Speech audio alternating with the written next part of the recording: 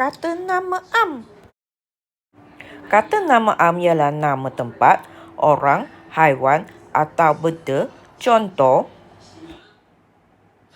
jam, itik, beg, tembikai, rumah, guru, bola.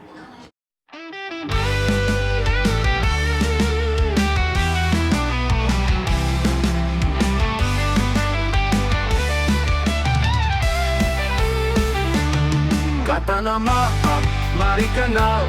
Nama biasa sangatlah mudah. Orang, tempat, juga haiwan, benda pun masuk dalam senarai.